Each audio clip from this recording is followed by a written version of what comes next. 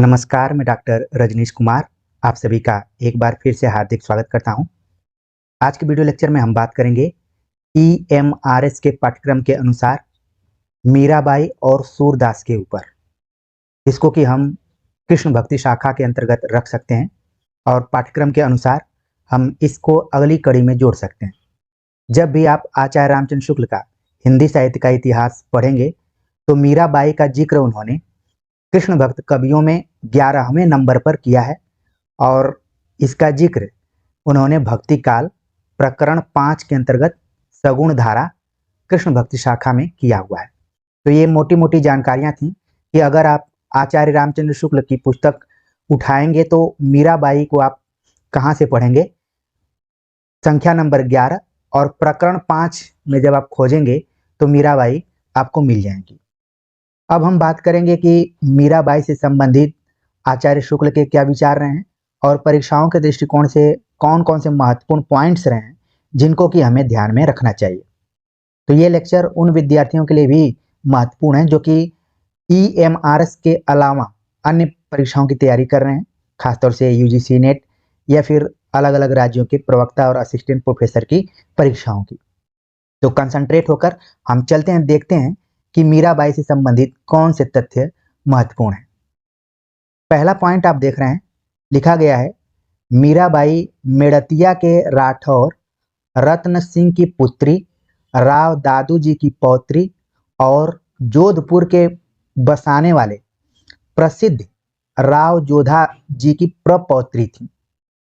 पहला वाक्य हमें बहुत ही ध्यान से देखने की जरूरत है, इसमें कई तथ्यों का समावेश है। पहली बात तो यह है कि मीराबाई का संबंध मेड़तिया जगह से रहा है। इनके पिताजी का नाम रतन सिंह या फिर यहाँ पर रत्न सिंह लिखा हुआ है, ध्यान में रखिए। अंग्रेजी में पढ़ेंगे तो रतन सिंह है और इसको रतन सिंह भी बोला जा सकता है। रत्न सिंह की पुत्री थी मीराबाई। इनके दादाजी का नाम दादू जी था, राव दादू जी। और एक तथ्य बताया जा रहा है ऐतिहासिक दृष्टिकोण से कि जोधपुर के को बसाने वाले प्रसिद्ध राव जोधा जी की प्रपौत्री थी, यानी कि परपोती जिसको कहा जा सकता है। तो यहां पर आप देख रहे हैं कि मीराबाई कोई सामान्य परिवार की महिला नहीं थी या फिर पुत्री नहीं थी, बल्कि इनका एक विशेष परिवार से संबंध रहा है, जिसमें कि आपको रतन सिंह को याद रखना है कि इनके पिताजी थे, राव दादू जी इनके दादा थे और राव जोधा जी इनके परदादा थे, जो कि जोधपुर को बसाए हुए थे। तो तुरंत आपके दिमाग में आ गया होगा कि मीराबाई सामान्य परिवार से नहीं थी, बल्कि एक राजघराने से इनका संबंध था। और उस राजघराने में कौन कौन लोग थे इससे भी आप परिचित हो गए होंगे। अब बात करते हैं कि मीराबाई का जन्म कब हुआ था। इनका जन्म संवत 1573 में चौकड़ी नाम के एक गांव में हुआ था और विवाह उदयपुर के महाराणा कुमार भोजराज जी के साथ हुआ था। ये दूसरा जो तथ्य यहाँ पर प्रस्तुत किया गया है मीराबाई के जन्म को लेकर, संवत को भी ध्यान में रखना है क्योंकि बदलते हुए पैटर्न में संवत इत्यादि भी पूछा जा सकता है, क्योंकि किसी भी परीक्षा का मुख्य उद्देश्य यही रहता है कि उसमें कम से कम लोग क्वालिफाई हो। ठीक है, तो विशेष रूप से आपको संवत भी ध्यान में रखना है और ईस्वी भी हमने कन्वर्ट किया हुआ है। मीराबाई का जन्म संवत 1573 और ईस्वी में अगर इसको देखें तो 1516 ईस्वी में चौकड़ी नामक गांव में हुआ था। अच्छा, कई विद्यार्थियों के मन मस्तिष्क में आने लगा होगा कि सर हमने कई जगहों पर मीराबाई के जन्म को 1498 ईस्वी भी पढ़ा है। तो ये भी जो ईस्वी है आप इसको सही मान सकते हैं, क्योंकि मीराबाई के जन्म को लेकर काफी विवाद रहा है।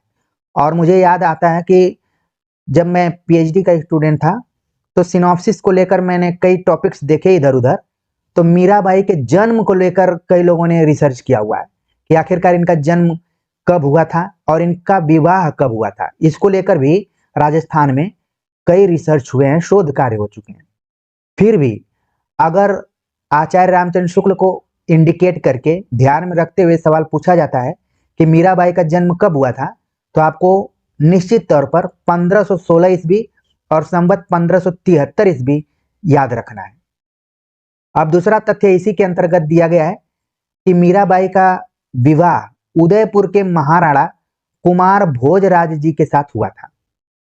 आप देख रहे हैं कि मीराबाई का जो परिवार था, मायके का जो परिवार था, वो जोधपुर से रिलेटेड है, लेकिन इनका जो ससुराल पक्ष है उसका संबंध उदयपुर का है, और वो भी एक राजघराने का परिवार है, सामान्य परिवार नहीं है।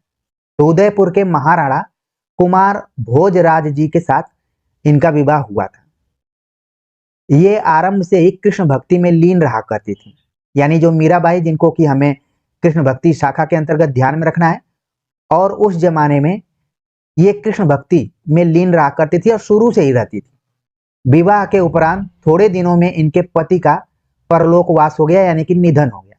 ज्यादा वक्त तक इनका दाम्पत्य जीवन नहीं रहा और विवाह के कुछ ही दिनों बाद इनके पति का निधन हो गया। इसके बाद की स्थिति क्या है? वे प्रायः मंदिर में जाकर उपस्थित भक्तों और संतों के बीच श्री कृष्ण भगवान की मूर्ति के सामने आनंद मग्न होकर नाचती और गाती थी। ये पंक्ति आपको यहाँ पर ध्यान में रखना है कि मीराबाई जैसे ही एक तरीके से विधवा का जीवन व्यतीत करना शुरू की, उसके बाद वो मंदिर में जाकर भक्तों और संतों के बीच किसका भजन करना शुरू की? श्री कृष्ण का। उनके मूर्ति के सामने आनंद मग्न होकर नाचती और गाती थी। सामान्य रूप से अगर बैठ के ये भक्ति भजन करती तो कोई दिक्कत नहीं थी, लेकिन उस जमाने में बात की जा रही है लगभग 15वीं 16वीं शताब्दी की, और हम जब ये लेक्चर आप सभी के सामने प्रस्तुत कर रहे हैं तो 21वीं शताब्दी में बात कर रहे हैं, तो लगभग 5-6 सदी के बाद की बात है। आज तो महिलाओं की स्थिति पहले से बहुत कुछ बदली हुई है, लेकिन उस जमाने में अगर कोई स्त्री भक्तों और संतों के बीच जाकर नाचती और गाती थी तो उसको किस नजरिए से, किस दृष्टिकोण से देखा जाता रहा होगा, ये अनुमान का ही विषय है, कल्पना की जा सकती है। इस तथ्य को पढ़ते समय आपके मन में एक और तथ्य आना चाहिए। एक कलकत्ता के भक्त थे, पश्चिम बंगाल से उनका संबंध था, जो कि अपनी भक्ति में गाते गाते नाचते नाचते बेहोश हो जाया करते थे। आप लोगों को मैं होमवर्क दे रहा हूं कि वो कौन से भक्त थे जो कि बेहोश हो जाया करते थे। यहाँ पर आप देख रहे हैं कि मीराबाई भी आनंद मग्न होकर नाचती थी और गाती थी।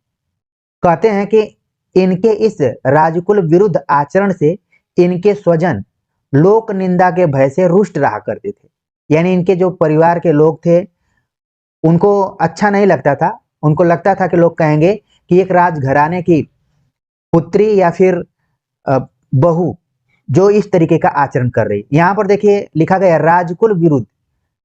राजाओं की क्या परंपरा रही है, क्या संस्कृति रही है, उसके आचरण के खिलाफ ये काम कर रही थी। घर के चौखट को पार करते हुए मंदिरों में जाकर ये भक्तों और संतों के बीच में नाचती थी और गाती थी। मुझे याद आता है कि हमारे जेएनयू में एक प्रोफेसर थे जो कि राजस्थान से ही थे। वो हंसी मजाक में कहा करते थे कि अगर मीरा आज होती तो मेरे अंडर पीएचडी करती। तो क्यों इसलिए कहते थे? इसलिए कहते थे कि अक्सर आप देखते हैं कि जब भी सुपरवाइजर को चुनने की बात आती है तो सब लोग क्षेत्र और अपने आसपास के लोगों को ही चुनते हैं ताकि कोई दिक्कत ना हो। तो राजस्थान के थे, मीरा भी राजस्थान की थी। तो हंसी मजाक में कहते थे कि जो काम मीरा ने आज से 400-500 साल पहले किया था वही एक तरीके से स्त्री विमर्श के आधार के रूप में देखा जा सकता है। यहाँ पर आप देख रहे हैं कि मीरा के जो भी आचरण थे उससे उनके स्वजन, उनके परिवार के लोग रुष्ट रहा करते थे। रुष्ट एक तरीके से भाव है, क्रोधित होना, ठीक है, घृणा करना अलग है। रुष्ट होना का मतलब क्या है आप जानते हैं, इस चीज को महसूस आप कर सकते हैं या फिर कभी कभी आपने देखा भी होगा कि लोग रुष्ट कैसे होते हैं। इनको एक तरीके से लोक निंदा, जब भी इज्जत की बात आती है वहीं पर रुष्ट शब्द आ जाता है। यहां तक कहा जाता है कि इन्हें कई बार विष देने का प्रयास किया गया पर भगवत कृपा से विष का कोई प्रभाव इन पर न हुआ।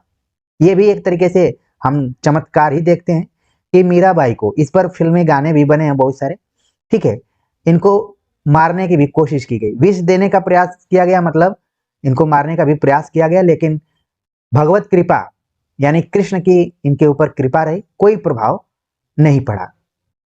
घर वालों के व्यवहार से खिन्न होकर ये द्वारका और वृंदावन के मंदिरों में घूम घूमकर भजन सुनाया करती थी।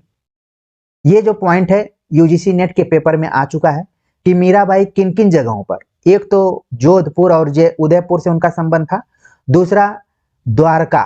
द्वारका आप देखेंगे ये गुजरात में है, ठीक है, गुजरात में एक जगह है द्वारका, वहां पर जाकर ये भजन सुनाया करती थी, और वृंदावन में। ये दो जगहों को आप बिल्कुल ध्यान में रखिए मीरा के संदर्भ में।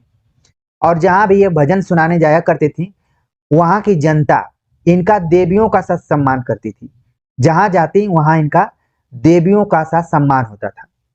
ऐसा प्रसिद्ध है कि घर वालों से तंग आकर इन्होंने गोस्वामी तुलसीदास जी को यह पद लिखकर भेजा था।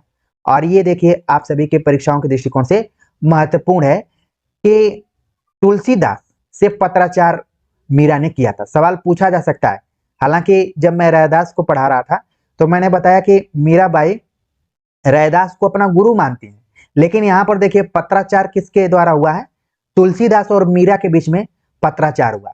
और मीरा ने क्या लिखा, ये जो पंक्तियां नीचे दी गई हैं ये सब मीरा की हैं, तो बिल्कुल ध्यान में रखिए। कंफ्यूजन में हो सकता है कि तुलसीदास को समझ जाएं आप, लेकिन यहाँ पर मीरा क्या लिखती हैं तुलसीदास को पद के रूप में या फिर उनसे पत्राचार करते हुए, स्वस्ति श्री तुलसी कुल भूषण दूषण हरन गोसाई, 12 ही बार प्रणाम करहूं अब हरहूं शोक समुदायी, घर के स्वजन हमारे जेते सबन उपाधि बढ़ाई। और नीचे भी कुछ पंक्तियां हैं कि साधु संग अरु भजन करत मोहि देत कलेश महाई, मेरे मात पिता के समहो हरि भक्तन सुखदाई, हमको कहा उचित करीबों हैं सो लिखी हैं समुझाए। यानी कि आप देखेंगे इन पंक्तियों को तो एक तरीके से मीरा के डिप्रेशन को आप समझ सकते हैं कि मीरा कितनी परेशान रही होंगी। और आप अपने से भी इसको जोड़ सकते हैं कि जब आप अपने जीवन में परेशान होते हैं, हताश होते हैं, निराश होते हैं, तब किसी को फोन करते हैं। आजकल तो पत्र लिखने का प्रचलन उतना नहीं है, आप फोन करते हैं, इसके बाद बातचीत करते हैं, या फिर मेरे जैसे चैनल पर जुड़े हुए हैं तो आप कमेंट्स भी करते हैं कि सर ये मुझे प्रॉब्लम। हर कमेंट्स को इसलिए मैं महत्व देता हूं कि आप किस मना स्थिति में कमेंट्स करते हैं, बहुत सोच समझकर आप अपने चीजों को रखते हैं जब आप बहुत परेशान रहते हैं, इसीलिए मैं कमेंट्स को ज्यादा से ज्यादा कोशिश करता हूं कि उसका आंसर दूं। यहाँ पर देखिए पंक्तियां तुलसीदास को मीरा बाई भेज रहे हैं कि वो पहले तो तुलसीदास को एक तरीके से संबोधित कर रही हैं और उनको प्रणाम नमस्ते कर रही हैं। इसके बाद अपने घर की स्थिति के बारे में बता रही हैं कि हमारे जो स्वजन है वो उनके पीछे पड़े हुए हैं और परेशान कर रहे हैं, और कह रहे बता रही हूँ कि जिन संतों और भक्तों के बीच में मैं अपनी भजन भक्ति कर रही हूँ वो मेरे माता पिता के समान है। अगर किसी को लग रहा है कि मैं राजकुल के विरुद्ध जाकर अपना आचरण कर रही हूँ तो मुझे ऐसा लग रहा है कि वो सही नहीं है। जिनके बीच में जाकर भजन भक्ति कर रही हूँ वो मेरे माता पिता के समान है, ठीक है, वो हरि भक्ति सुखदाई और मुझे उसमें आनंद आ रहा है। और एक तरीके से तुलसीदास से वो सलाह ले रही हैं, एडवाइस ले रही हैं कि आप ही बताइए कि मैं क्या करूं, आप कुछ लिखकर हमको बताइए। तो उस समय तो फोन इत्यादि था नहीं कि तुलसीदास तुरंत फोन करते या वीडियो कॉल भी कर लेते, लेकिन कहा जाता है कि इस पर गोस्वामी जी ने विनय पत्रिका का यह पद लिखकर भेजा।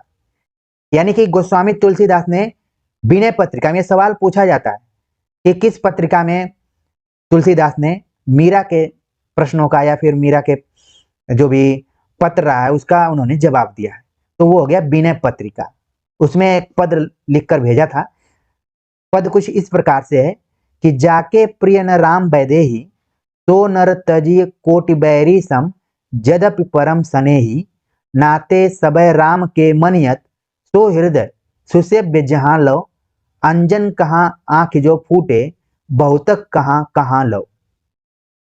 तो एक तरीके से आप देख रहे हैं कि तुलसीदास ने राम को ध्यान में रखते हुए, राम से जोड़ते हुए विनय पत्रिका में मीराबाई के पत्र का जवाब देते हैं। ध्यान में रखना है आपको कि मीराबाई कृष्ण भक्ति शाखा से जुड़ी हुई थी, लेकिन तुलसीदास राम भक्ति शाखा से। फिर भी एक दूसरे से यहाँ पर पत्राचार हुआ है। यहाँ पर देखिए विचारधारा का कोई भेदभाव नहीं, अंतर नहीं, तो इस चीज से भी हमें कुछ न कुछ सीखना चाहिए। एक चीज आपको ध्यान में रखना है कि तुलसीदास का जन्म 1532 में हुआ और निधन 1623 में हुआ। किताबों में पढ़े होंगे। जबकि मीराबाई का जन्म अगर हम मान ले आचार्य शुक्ल के अनुसार तो 1516 में हुआ और निधन 1546 में हो गया। यानी कि मीराबाई जो थी 30 साल तक ही जीवित रही, बहुत कम उम्र में ही उनका भी निधन हो गया देखा जाए तो। और ऐसा माना जाता है कि मीराबाई का बाल विवाह टाइप ही हुआ था, जल्दी से ही शादी हो गई थी। तो 30 वर्ष आचार्य शुक्ल के अनुसार मीराबाई का की उम्र रही है, लेकिन अन्य किताबों में पढ़ेंगे तो लगभग 49 साल के आसपास में मीराबाई का जीवन काल रहा है। तो समय अगर देखा जाए तो मीराबाई तुलसीदास से बड़ी है। अब आप किताबों को पढ़िएगा तो मीराबाई को तुलसीदास से आप उम्र में बड़ा मानकर पढ़िएगा। भले वो महिला रही हैं, उनका पायदान निचले चौथे नंबर पर आ जाता है, कबीर सूर तुलसी जैसी के बाद ही मीराबाई का नाम लिया जाता है। लेकिन आज के वीडियो लेक्चर से एक चीज आपके दिमाग में जरूर बैठ गई होगी कि मीराबाई तुलसीदास से बड़ी थी, एक तरीके से बड़ी बहन माना जा सकता है। तो इन लोगों का जो समय है आप देख रहे हैं कि अगर मैं मान लूं 1516 से ही मान लेता हूं तो 1532 में आ गए तुलसीदास, मीराबाई यहाँ रह गई, मीराबाई तुलसीदास। और मीराबाई का निधन हो जाता है 1546 में, और तब तक तुलसीदास का जन्म हो चुका है 1532 में। तो कितने साल के तुलसीदास रहे होंगे, कितना मीरा। मीरा जबकि बड़ी थी उम्र में और वो तुलसीदास को पत्र लिखती हैं और उनसे सलाह लेती हैं।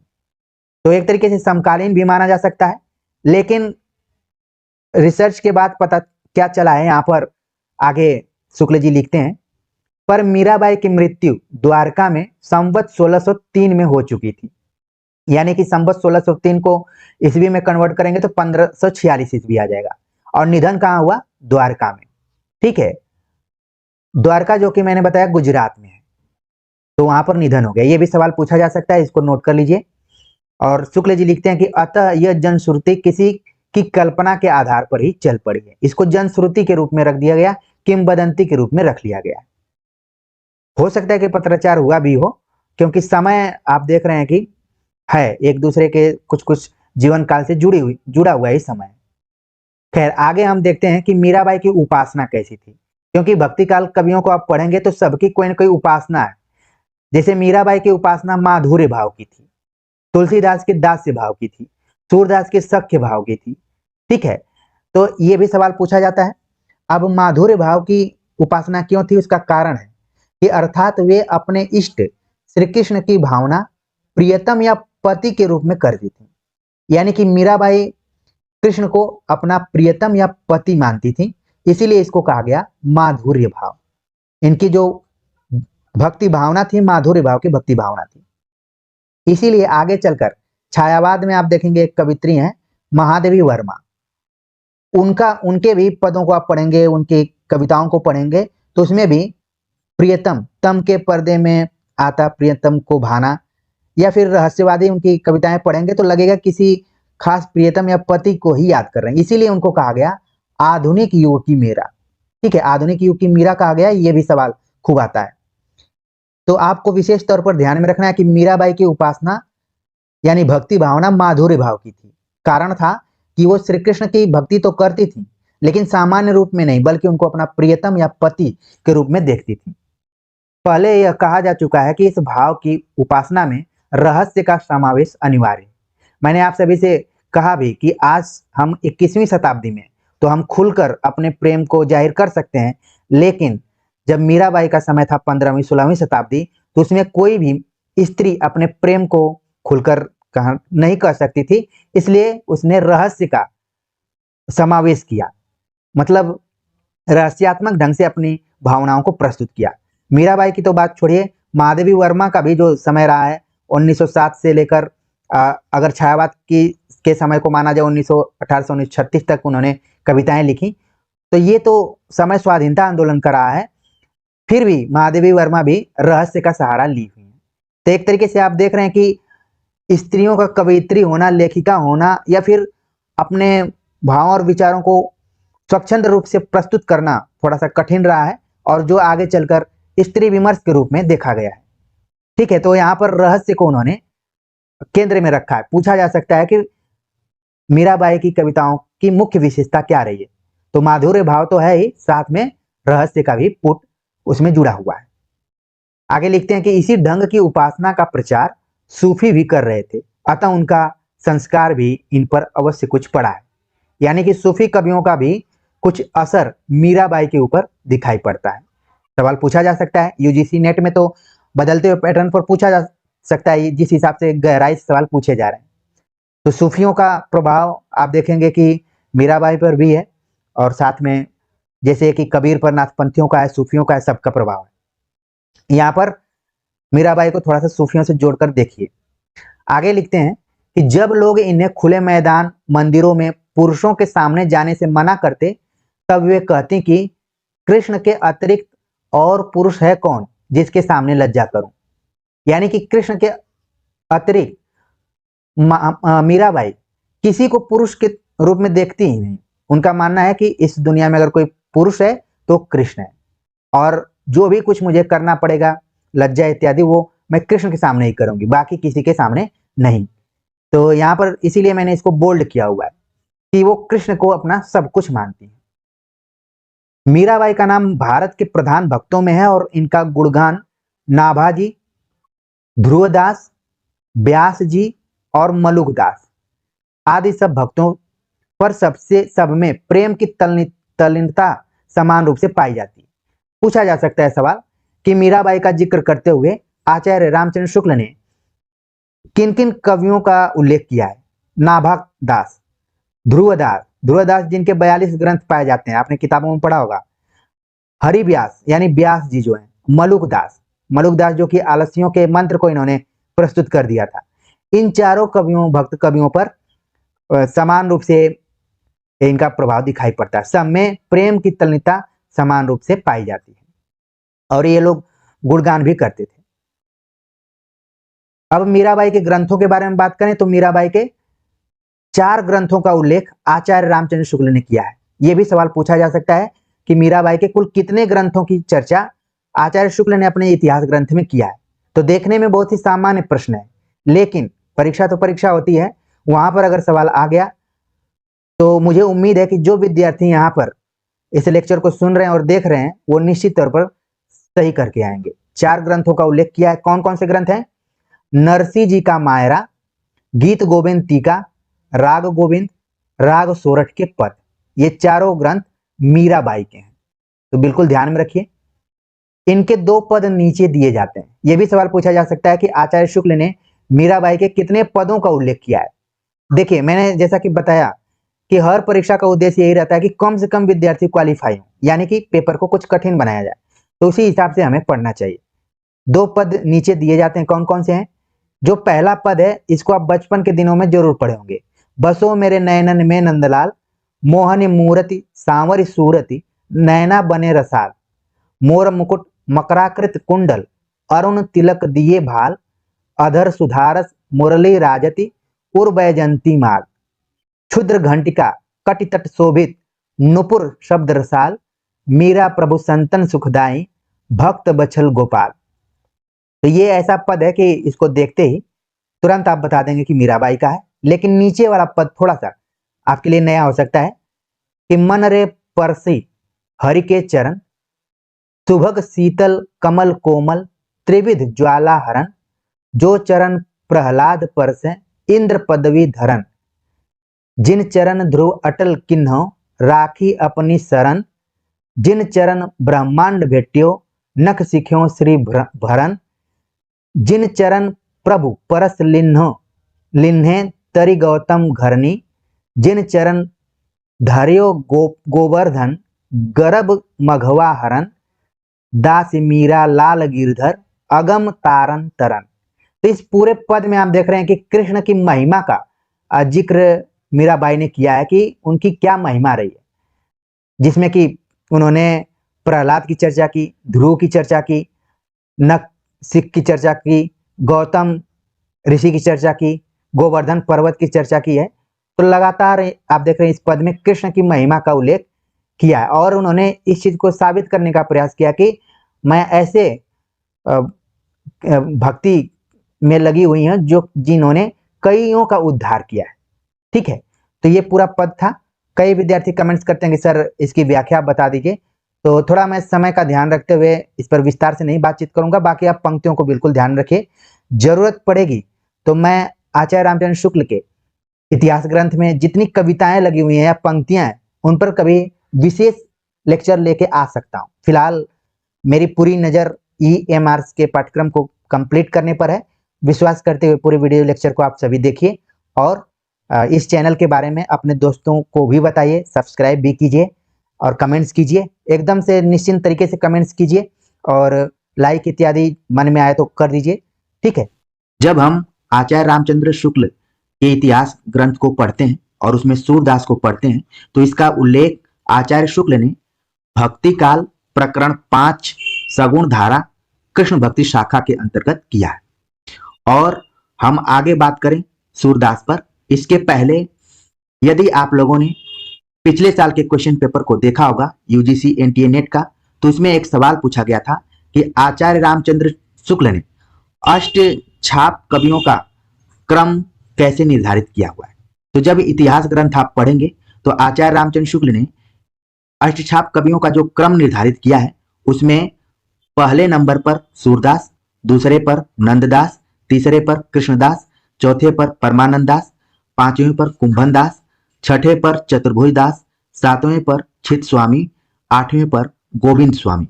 वैसे जब भी हम अलग अलग किताबों को पढ़ते हैं तो वहां पर अष्टछाप कवियों का जीवन क्रम के अनुसार नाम दिया रहता है, लेकिन बदलते हुए पैटर्न में सवाल पूछा गया था कि आचार्य रामचंद्र शुक्ल ने कैसा क्रम निर्धारित किया है। तो उम्मीद है कि यह समझ में आ गया होगा कि जब आप आचार्य रामचंद्र शुक्ल का इतिहास ग्रंथ पढ़ेंगे तो उसमें उन्होंने अष्टछाप कवियों का क्रम कैसे दिया हुआ है। वैसे तो आप देखेंगे कि कुंभन दास का जीवन काल सबसे पहले का है, तो इनको पहले नंबर पर रखा जाता है, इसके बाद लोगों का नाम आता है, लेकिन यहाँ पर शुक्ल जी ने अलग ढंग से रखा हुआ है। तो आप देख रहे हैं कि अलग अलग एंगल से यहाँ पर मैंने बताने की कोशिश की है। उम्मीद है कि आप सभी को यहाँ का सभी लेक्चर अच्छा लगता होगा। तो चलते हम बात करते हैं कि सूरदास के बारे में आचार्य रामचंद्र शुक्ल क्या लिखते हैं और कौन से ऐसे कथन हैं जो कि परीक्षाओं के दृष्टिकोण से बहुत ही इंपॉर्टेंट है। जैसा कि मैंने बताया कि आचार्य रामचंद्र शुक्ल ने सूरदास को पहले नंबर पर रखा हुआ है अष्टछाप कवियों में। तो सूरदास के बारे में बातचीत करते हुए आचार्य शुक्ल लिखते हैं कि सूरदास का वृत्त 84 वैष्णवन की वार्ता में केवल इतना ज्ञात होता है कि ये पहले गौ घाट जो कि आगरे और मथुरा के बीच स्थित है, यहाँ पर एक साधु या स्वामी के रूप में रहा करते थे और शिष्य किया करते थे। यानी कि 84 वैष्णव वार्ता की जब भी बात की जाए तो आपके दिमाग में तुरंत इसके लेखक का नाम आना चाहिए। आप लोगों ने 84 वैष्णव की वार्ता, 252 वैष्णव की वार्ता एकदम से याद करके रखी होगी और मैं स्पेस दे रहा हूं जिससे कि आपको लगे कि आप भी इस लेक्चर में किसी न किसी माध्यम से जुड़े हुए हैं, तो संकेत करके मैंने छोड़ दिया। शुक्ल जी लिखते हैं कि सूरदास के अगर जीवन के बारे में हम बात करें तो इसका उल्लेख 84 वैष्णव की वार्ता में होता है और वहां पर बताया गया कि सूरदास पहले गौ घाट पर रहते थे, वहां पर साधु या स्वामी के रूप में रहते थे और शिष्य किया करते थे। शिष्य किया करते थे, यदि आप लोग किताब पढ़ेंगे तो आपको लगेगा कि यहाँ पर कुछ वाक्य में गड़बड़ी है, क्योंकि मैंने भी पढ़ना शुरू किया तो मुझे लगा कि यहाँ पर शिष्य किया करते थे क्या होता है। बाद में पता चला कि भक्ति भावना करते थे, क्योंकि वो उस किसी मंदिर में रहते थे जिसका कि जिक्र आगे आपको पता चलेगा। गोवर्धन पर श्रीनाथ जी का मंदिर बन जाने के पीछे एक बार वल्लभाचार्य जी गौ घाट पर उतरे, तब सूरदास उनके दर्शन को आए और उन्हें अपना बनाया एक पद गाकर सुनाया। यह है सूरदास के जीवन का टर्निंग पॉइंट कि गोवर्धन पर स्थित श्रीनाथ जी का मंदिर था, वहीं पर वो एक साधु या स्वामी के रूप में रहते थे और पदों को लिखा करते थे, उनको गाते थे और भक्ति भावना करते थे। ठीक है, वहीं पर एक बार वल्लभाचार्य जी आए, तब सूरदास उनके दर्शन को आए, वहां पर दर्शन करने के लिए आए और इतना उत्साहित थे कि अपना एक बनाया हुआ पद वल्लभाचार्य जी को सुनाकर गाकर सुनाया। तो इससे वल्लभाचार्य काफी प्रभावित हुए। आचार्य जी ने उन्हें अपना शिष्य किया और उन्होंने कहा कि आज से तुम मेरे शिष्य रहोगे, और साथ ही में एक आदेश दिया कि भागवत की कथाओं को गाने योग्य पदों में करने का आदेश दिया। जो भागवत की कथाएं थी उनको अपने शब्दों में या फिर जैसे सूरदास पद बनाया करते थे उसी टाइप से पद बनाकर ऐसा पद बनाओ जो कि गाने योग्य हो।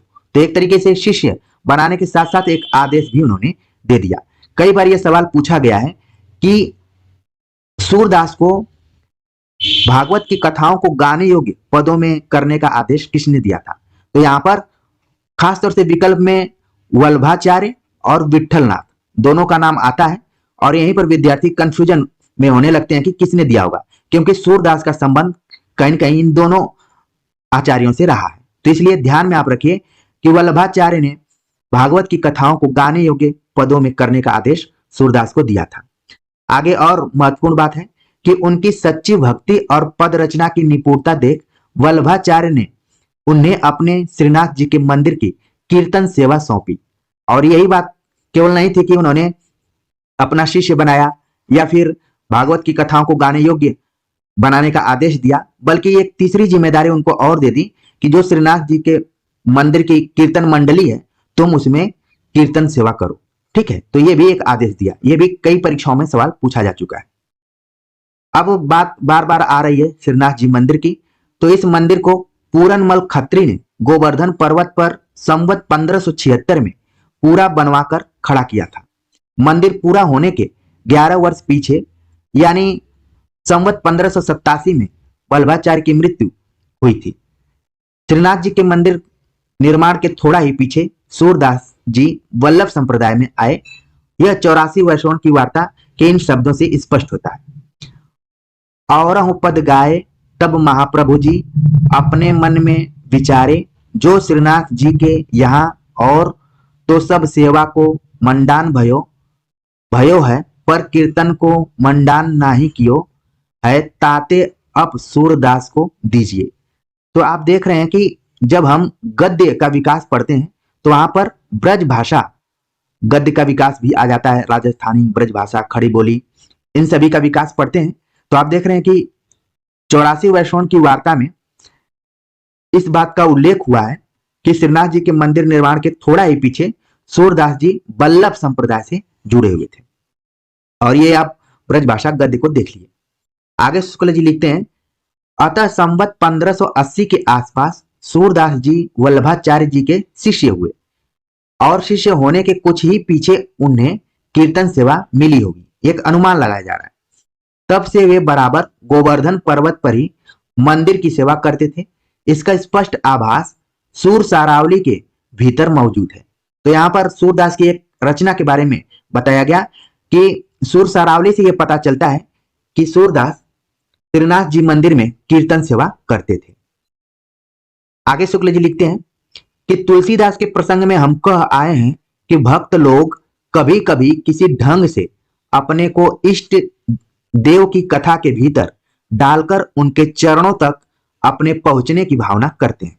यानी कि यहां पर तुलसीदास के प्रसंग में, यानी जब तुलसीदास पर विचार कर रहे हैं शुक्ल जी, तो वहां पर भी इसका उल्लेख किया है कि भक्त लोग, बहुत ही इंपॉर्टेंट बात यहां से शुरू हो रही है कि भक्त लोग कभी कभी किसी ढंग से अपने को अपने इष्ट देव की कथा के भीतर डालकर उनके चरणों तक अपने पहुंचने की भावना करते हैं। आगे लिखते हैं, तुलसी ने तो अपने को कुछ प्रच्छन्न रूप में पहुंचाया है, पर सूर ने प्रकट रूप में। ये कथन बहुत ही इंपॉर्टेंट है कि भक्ति भावना देखा जाए तो तुलसीदास की भक्ति भावना है दास्य, जबकि सूरदास की भक्ति भावना है सख्य। तो यहां पर शुक्ल जी कहते हैं कि जब भी भक्त की बात आती है तो जितने भी भक्त कवि होते हैं वो अपनी रचनाओं के माध्यम से अपने इष्ट देव तक पहुंचने के लिए खुद अपने अप्रोच को लगाते हैं, अपने को भी वहां तक समर्पित करने का प्रयास करते हैं। ये बात तुलसीदास में कुछ कम दिखाई पड़ती है, लेकिन सूरदास में कुछ ज्यादा ही क्लियर होके दिखती है, क्योंकि वो अपने इष्ट को सख्य मानते हैं, अपना सखा मानते हैं, इसलिए ज्यादा प्रकट रूप में दिखाई पड़ता है। तो इस कथन को आपको बिल्कुल ध्यान में रखना है। मान लीजिए परीक्षा में यही कथन आ जाए कि तुलसी ने तो अपने को कुछ प्रच्छन्न रूप में पहुंचाया है, पर सूर ने प्रकट रूप में। भक्ति भावना के मामले में यह किसका कथन है? तो तुरंत आपके दिमाग में आएगा कि आचार्य रामचंद्र शुक्ल का है। आगे लिखते हैं, कृष्ण जन्म के उपरांत नंद के घर बराबर आनंदोत्सव हो रहे हैं। उसी बीच एक ढाढ़ी आकर कहता है, क्या कहता है? नंद जो मेरे मन आनंद भयो, हाँ गोवर्धन ते आयो, तुम्हारे पुत्र भयो, मैं सुनिके अति आतुर उठ धायो, जब तुम मदन मोहन करिटेरो, यह सुनिके घर जाऊं, हाँ तो तेरो घर की ढाढ़ी, सूरदास मेरो नाम।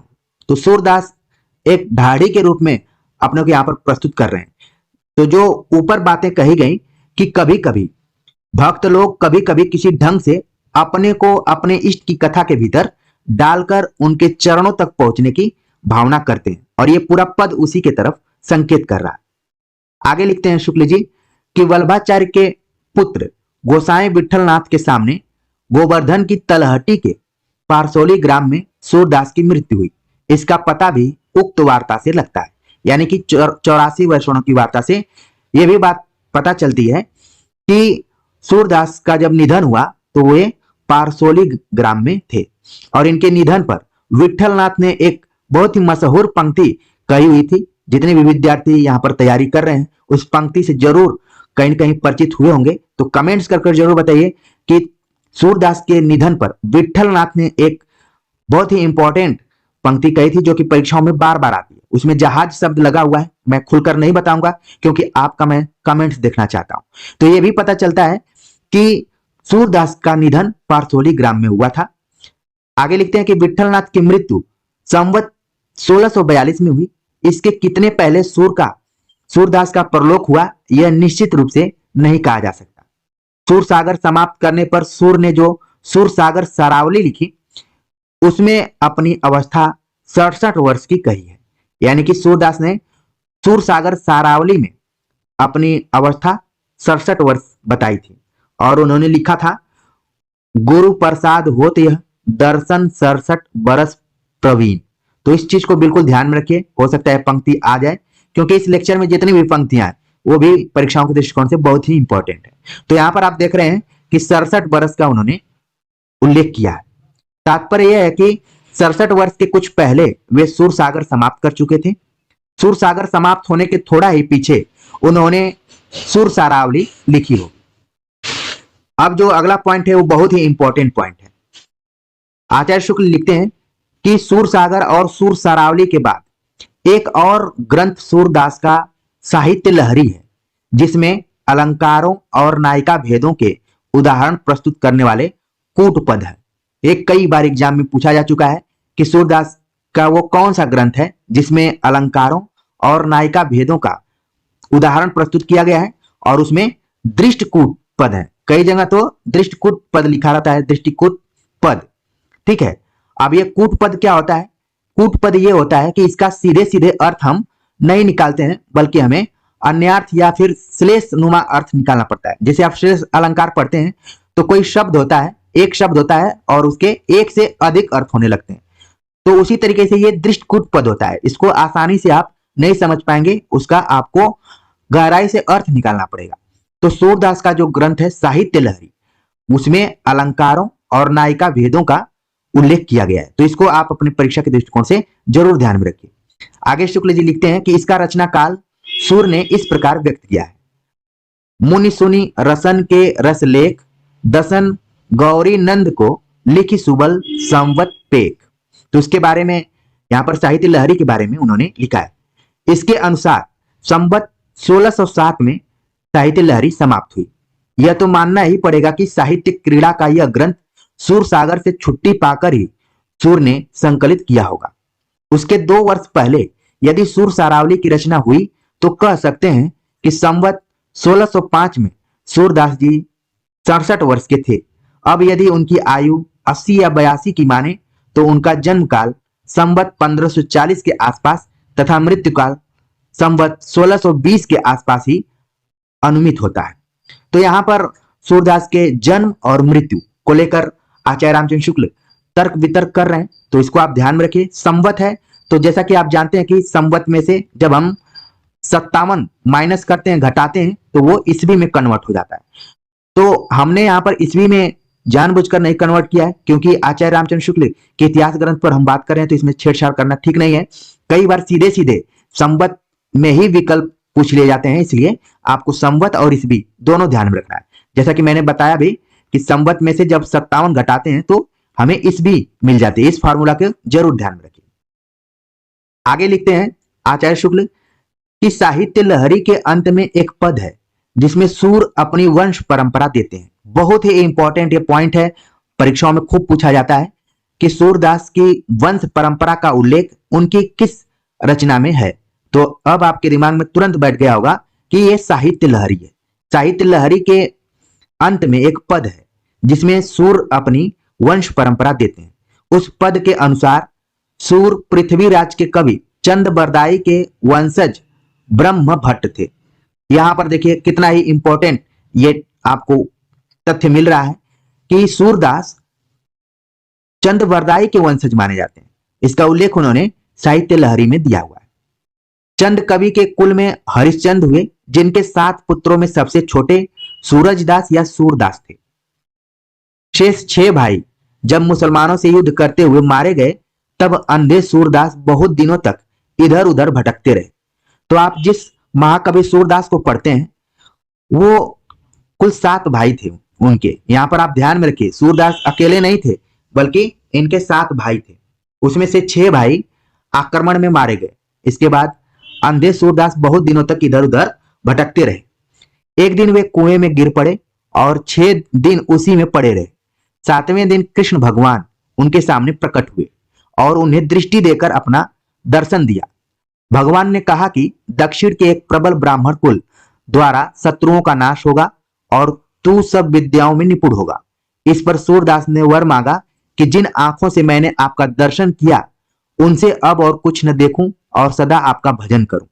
यहां पर ये टर्निंग पॉइंट्स आप देख रहे हैं सूरदास के बारे में कि उनको दृष्टि मिल गई थी, लेकिन फिर उन्होंने आग्रह किया कि जब मैंने अपने इष्ट का ही दर्शन कर लिया तो अब मुझे कोई चीज देखने की जरूरत नहीं है। इसलिए उन्होंने दृष्टि वापस करने का निवेदन किया। कुएं से जब भगवान ने उन्हें बाहर निकाला तब वे ज्यों के त्यों अंधे हो गए और ब्रज में आकर भजन करने लगे।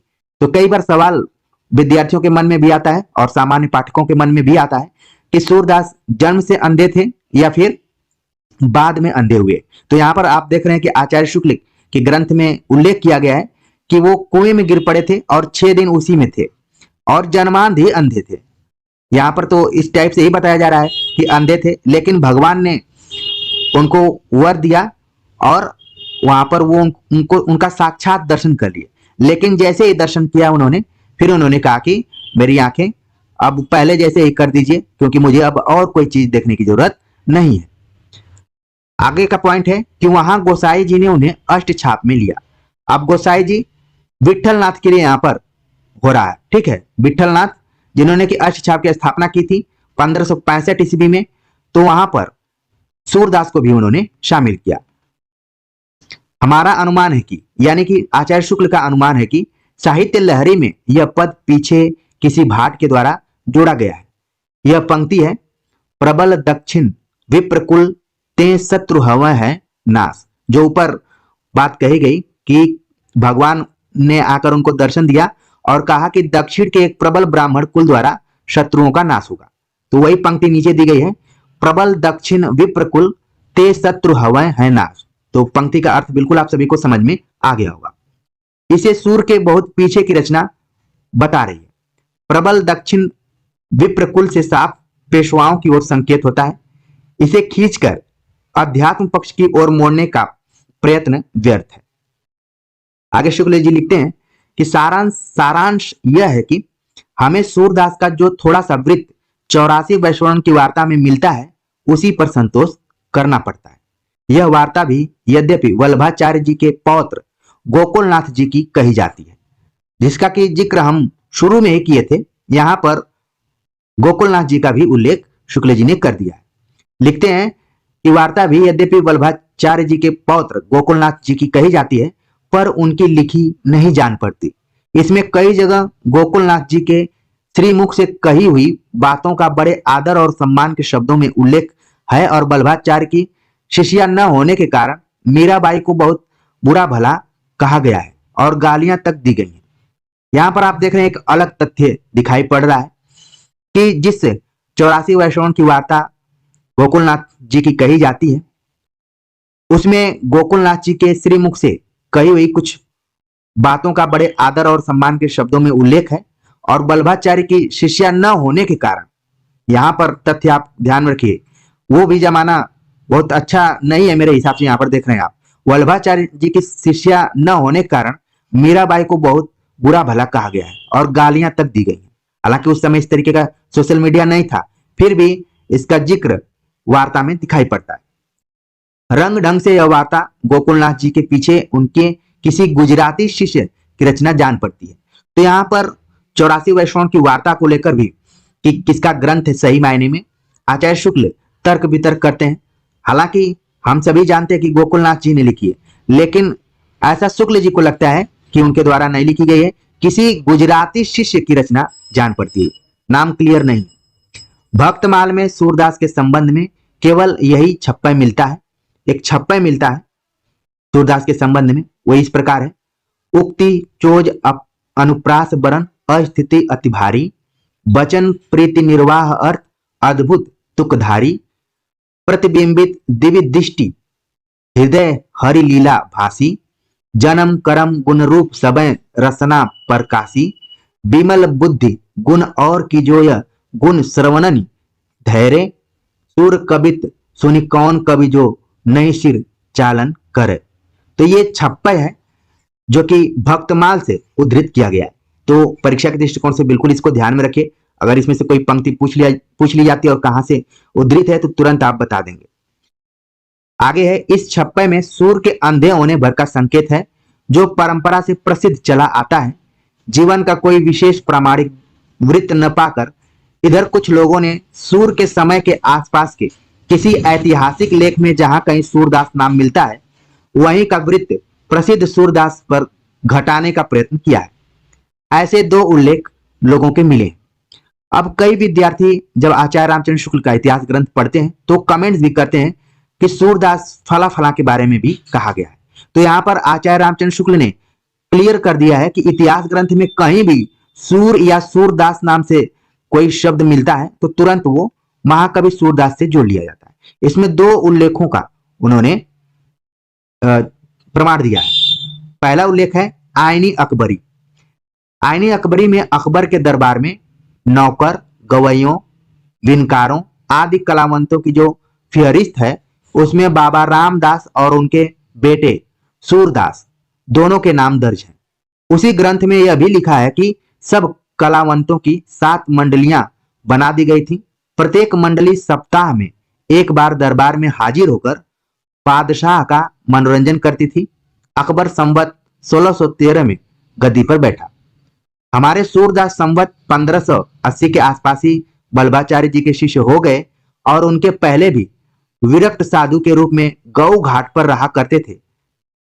अब यहाँ पर शुक्ल जी छानबीन कर रहे हैं। उनके इतिहास की एक खास विशेषता है कि वो चीजों को तुरंत नहीं मानते हैं बल्कि तर्क वितर्क करते हैं। उन्होंने बताया कि जिस सूरदास का उल्लेख आईने अकबरी में होता है तो देखा जाए तो 1613 में संवत 1613 में अकबर गद्दी पर बैठता है, लेकिन हमारे साहित्य के जो सूरदास हैं वो तो उनका समय संवत 1580 के आसपास में ठहरता है, यानी कि पहले का ही है। तो इस दशा में संवत 1613 के बहुत बाद दरबारी नौकरी करने कैसे पहुंचे? अतः आईने अकबरी के सूरदास और सूरसागर के सूरदास एक व्यक्ति नहीं ठहरते हैं। तो आप लोग भी बिल्कुल यहां पर ध्यान में रखिए। अगला उल्लेख वो करते हैं मुंशियात अबुल फजल नामक अबुल फजल के पत्रों का एक संग्रह है जिसमें बनारस के किसी संत सूरदास के नाम अबुल फजल का एक पत्र है।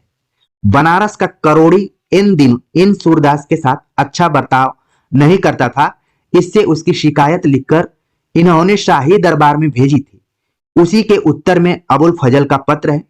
बनारस के सूरदास बादशाह से इलाहाबाद में मिलने के लिए इस तरह बुलाए गए। हजरत बादशाह इलाहाबाद में तशरीफ लाएंगे। उम्मीद है कि आप भी शर्फ मुलाजमात से मुशर्रफ होकर हकीकी होंगे और खुदा का शुक्र है कि हजरत भी आपको हकशनास जानकर दोस्त रखते हैं। यह फारसी का अनुवाद है। इन शब्दों से ऐसी ध्वनि निकलती है कि ये कोई ऐसे संत थे जिनके अकबर के दीन इलाही में दीक्षित होने की संभावना अबुल फजल समझता था। संभव है कि ये कबीर के अनुयायी कोई संत हो। अकबर का 2 बार इलाहाबाद जाना पाया जाता है। एक तो संवत 1640 में, फिर संवत 1661 में। पहली यात्रा के समय का लिखा हुआ भी यदि इस पत्र को माने तो भी उस समय हमारे सूर का गोलोकवास हो चुका था, यानी कि निधन हो चुका था। यदि उन्हें तब तक जीवित माने तो वे 100 वर्ष के ऊपर रहे होंगे। मृत्यु के इतने समीप आकर वे इन सब झमेलों में क्यों पड़ने जाएंगे, या उनके दिन इलाही में दीक्षित होने की आशा कैसे की जाएगी। तो आप देख रहे हैं कि आचार्य शुक्ल खुद जांच पड़ताल यहां पर कर रहे हैं। आगे लिखते हैं कि श्री वल्लभाचार्य जी के पीछे उनके पुत्र गोसाई विठलनाथ जी गद्दी पर बैठे थे। उस समय तक पुष्टि मार्ग कई कवि सुंदर सुंदर पदों की रचना कर चुके थे। अब यहां पर आपको एक नया तथ्य दिखाई पड़ा, पुष्टि मार्ग आया। ठीक है, तो वल्लभाचार्य के पुत्र गोसाई विठलनाथ को पुष्टि मार्ग से भी जोड़ा जाता है। उनके समय तक पुष्टि मार्गी कवि, कई ऐसे कवि थे पुष्टि मार्गी जो कि सुंदर सुंदर पदों की रचना कर चुके थे।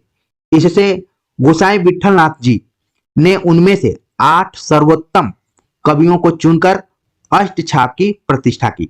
यानी कि जो पुष्टि मार्गी कवि थे जो सुंदर सुंदर पदों की रचना करते थे, उन्हीं में से विठलनाथ ने 8 सर्वोत्तम कवियों को चुनकर अष्टछाप की प्रतिष्ठा की थी। और अष्टछाप अगर ईस्वी में देखा जाए तो 1565 ईस्वी के आसपास में स्थापित किया गया था। इसमें अष्टछाप के 8 कवि हैं, सूरदास, कुंभनदास, परमानंद दास, कृष्णदास, क्षेत्र स्वामी, गोविंद स्वामी, चतुर्भुज दास और नंददास। तो यहां पर आपने देखा कि अष्टछाप कवियों का नाम है, तो इनको बिल्कुल ध्यान में रखें, कई बार सवाल पूछा जाता है। और यह भी है कि 4 कवि वल्लभाचार्य के हैं और 4 कवि विठलनाथ के हैं। तो यह भी आपको ध्यान में रखना है कि कौन किसका शिष्य है। आगे लिखते हैं, कृष्ण भक्ति परंपरा में श्री कृष्ण की प्रेममय मूर्ति को ही लेकर प्रेम तत्व की बड़े विस्तार के साथ व्यंजना हुई है। उनके लोक पक्ष का समावेश उसमें नहीं है। इन कृष्ण भक्तों के कृष्ण प्रेमोन्मत्त गोपियों से घिरे हुए गोकुल के श्री कृष्ण हैं। बड़े बड़े भूपालों के बीच लोक व्यवस्था की रक्षा करते हुए द्वारका के श्री कृष्ण नहीं है। यहां पर आपको ध्यान में रखना है कि कृष्ण भक्ति परंपरा में श्री कृष्ण की प्रेममयी मूर्ति को लेकर ही प्रेम तत्व की बड़े विस्तार के साथ व्यंजना हुई है। लोक पक्ष का समावेश उसमें नहीं है। इन कृष्ण भक्तों के कृष्ण प्रेमोन्मत्त गोपियों से घिरे हुए गोकुल के कृष्ण हैं। बड़े बड़े भूपालों के बीच लोक व्यवस्था की रक्षा करते हुए द्वारका के कृष्ण नहीं है। तो यहां पर भी आप देख रहे हैं कि गोकुल के कृष्ण अलग हैं, द्वारका के कृष्ण अलग हैं। गोकुल के कृष्ण जो कि नटखट गोपियों से प्रेम करने वाले हैं, और जो द्वारका के कृष्ण है वो अब राजा हो चुके हैं। ठीक है, तो यहां पर अंतर भी कृष्ण भक्त कवियों ने किया है। आगे शुक्ल जी लिखते हैं, इन पंक्तियों को बिल्कुल ध्यान में रखिए, कहीं से भी पंक्तियां उठाई जा सकती हैं। लिखते हैं कि कृष्ण के जिस मधुर रूप को लेकर ये भक्त कवि चले हैं वह हास विलास की तरंगों से परिपूर्ण अनंत सौंदर्य का समुद्र है। उस सार्वभौम प्रेमालंबन के सम्मुख मनुष्य का हृदय निराले प्रेमलोक में फूला फूला फिरता है। अतः इन कृष्ण भक्त कवियों के संबंध में यह कह देना आवश्यक है कि वे अपने रंग में मस्त रहने वाले जीव थे। तुलसीदास जी के समान लोक संग्रह का भाव इनमें न था। यह कथन हो सकता है कि आगामी परीक्षाओं में पूछा जाए, क्योंकि अगर आपने पिछले साल के क्वेश्चन पेपर देखा होगा, आरपीएससी का भी जो पेपर पैटर्न होता है, पेपर का लेवल होता है, आरपीएससी असिस्टेंट प्रोफेसर का बहुत ही कठिन होता है और स्टैंडर्ड लेवल का होता है। तो इस तरीके के कई कथन वहां पर पूछे गए। तो आप सभी को ध्यान में रखना है कि शुक्ल जी लिखते हैं कि इन कृष्ण भक्त कवियों के संबंध में यह कह देना आवश्यक है कि वे अपने रंग में मस्त रहने वाले जीव थे। ये जो शब्द है यहां पर आप देख रहे हैं कि आचार्य रामचंद्र शुक्ल के कथन को पकड़ने वाले शब्द हैं। वो कई जगह पर आप आधुनिक काल पढ़ेंगे, प्रताप नारायण मिश्र, बद्री नारायण चौधरी, प्रेमगन, वहां पर भी वो लिखते हैं कि मस्त मौला जीव हैं, मस्त रहने वाले जीव थे। ठीक है, तो इससे आप पकड़ सकते हैं। इसी में आगे वो कहते हैं कि तुलसीदास जी के समान लोक संग्रह का भाव इनमें नहीं था। तो सूरदास की बात करते करते तुलसीदास से भी तुलना की गई है। ऐसे ही चमत्कृत कर देने वाले कथन बार बार परीक्षाओं में पूछे जाते हैं।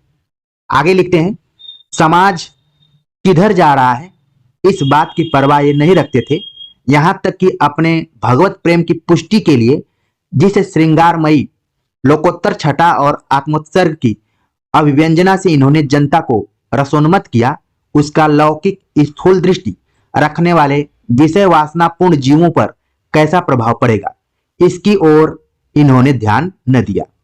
जिस राधा और कृष्ण के प्रेम को इन भक्तों ने अपनी गुणातिगुण चरम भक्ति का व्यंजक बनाया, उसको लेकर आगे के कवियों ने श्रृंगार उन्मादकारिणी युक्तियों से हिंदी काव्य को भर दिया। ठीक है, आगे लिखते हैं कि कृष्णचरित के गान में गीत काव्य की जो धारा पूरब में जयदेव और विद्यापति बहाई, उसी का अवलंबन ब्रज के भक्त कवियों ने भी किया है। यह कथन बहुत ही इंपॉर्टेंट है, इसीलिए जो भी महत्वपूर्ण कथन है मैंने उनको बोल्ड कर दिया है और अंडरलाइन भी किया हुआ है। तो शुक्ल जी लिखते हैं, कृष्णचरित के गान में गीत काव्य की जो धारा पूरब में जयदेव और विद्यापति बहाई, उसी का अवलंबन ब्रज के भक्त कवियों ने भी किया है। आगे चलकर अलंकार काल के कवियों ने अपनी श्रृंगारमयी मुक्तक कविता के लिए राधा और कृष्ण का ही प्रेम लिया। इस प्रकार कृष्ण संबंधिनी कविता का स्फुरण मुक्तक के क्षेत्र में ही हुआ, प्रबंध क्षेत्र में नहीं। आप यहां पर देख रहे हैं कि अलंकार काल शब्द यूज किया गया है, जिसको कि अलंकृत काल भी कहा जाता है।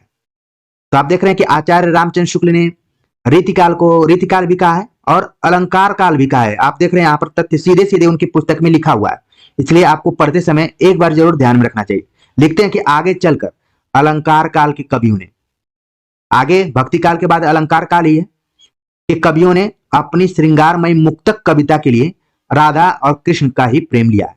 इसीलिए कि उसमें एक जगह भिखारी दास ने कहा है कि आगे के कबीरी हो तो राधा कृष्ण बहानो है। इस टाइप से एक पंक्ति आती है कि आगे की जो भी कविताएं हैं वो राधा और कृष्ण का मात्र बहाना लिया गया है, कहना तो कुछ कवि और चाह रहे हैं।